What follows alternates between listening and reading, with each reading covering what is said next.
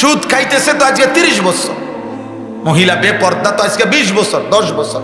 আহা, এর কারণটা কি? একজন মুমিন এত পাষাণ হয়? তোমরা একটা ছেলে বলো বাপ, 365 দিন খোদার 1 বছর কোনো দিন যে ফজরের নামাজ পড়লা না, একদিনও না, তোমার ইনসাফ কি বলে? মুসলমানের বাচ্চা এত নিকৃষ্ট হয়? মুসলমানের ঘরে এত বড় জানোয়ার থাকে? এ তো মানুষ না, এত জানোয়ার।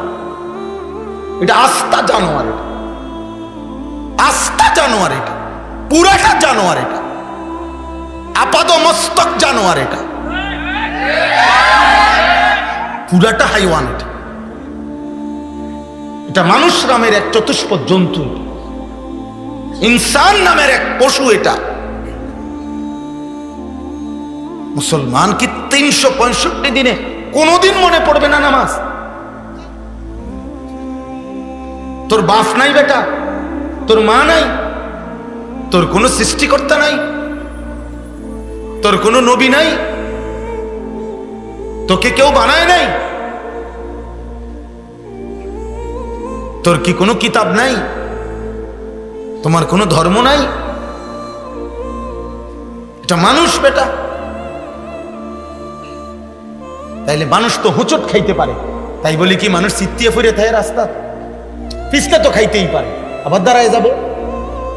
ভুল তো হতেই পারে, এক বেলা আধ বেলা তো ছুটতেই পারে, তাই বলে 365 দিন, 5 বছর, 3 বছর প্রতিদিন কোনদিনে ফজরের নামাজ 5 ওয়াক্ত নামাজ পড়বে না? মানুষের বাচ্চা, মুসলমানের বাচ্চা এত বড় হাইওয়ান হয়? কারণটা কি দোস্ত? এমন হয়ে গেল কেন? এমন হয়ে গেল কোনদিনে কেন মনে পড়ে না সুদখোর যেটা হারাম? আজকে 30 বছর ধরে আপনি প্রত্যেক দিন টেলিভিশন দেখেন, নাটক সিনেমা দেখেন, আপনি এমন শক্ত হয়ে গেলেন কেন যেটা কোনোদিনে আপনার মনে পড়ে না এটা গুনাহ?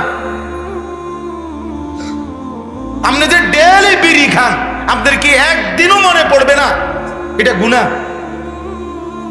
হিসাবটা বোঝেন নাই? এরকম শক্ত হয়ে গেল কেন কইটা? আসল কথা হলো দিল কি হয়ে গেছে বুঝো না বাবা? খানা ভাত তরকারি, হ্যাঁ, ঘুম আর পেশাব পায়খানা আর লজ্জাস্থানের চাহিদা, এ তো কুত্তারও পূরণ হয়। এগুলো তো কুত্তারও পূরণ হয় বেটা। খানা তো কুত্তাও খায়, পেশাব পায়খানা তো কুত্তাও করে, ঘুম কুত্তাও যায়, লজ্জাস্থানের চাহিদা কুত্তারও পূরণ হয়। এজন্য তো কুকুরের বাচ্চা হয়, না তো কুকুরের বাচ্চা হয় কেমন? তাহলে জীবন মানে কদ্দুর?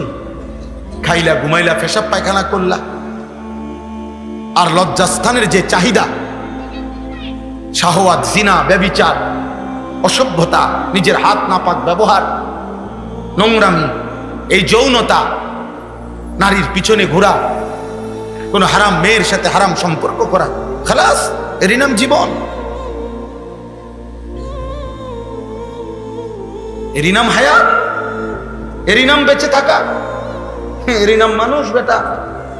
এই পৃথিবীতে আল্লাহ তাআলা তোমার মতো একটা ছেলেকে এমন সুন্দর যৌবন দিয়ে সৃষ্টি করছে শুধু একটা বেডির জন্য?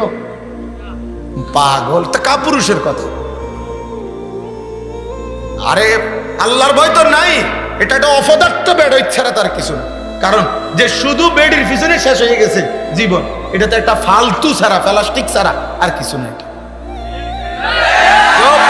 পুরুষের কোনো জাতেই পড়ে না। এটা পুরুষ মানুষ তো পৃথিবী গড়বে, পুরুষ মানুষ তো দুনিয়া গড়বে, পুরুষ মানুষ তো সমাজ গড়বে, পুরুষ মানুষ তো জাতি গড়বে, পুরুষ মানুষ তো ইসলাম লড়াবে।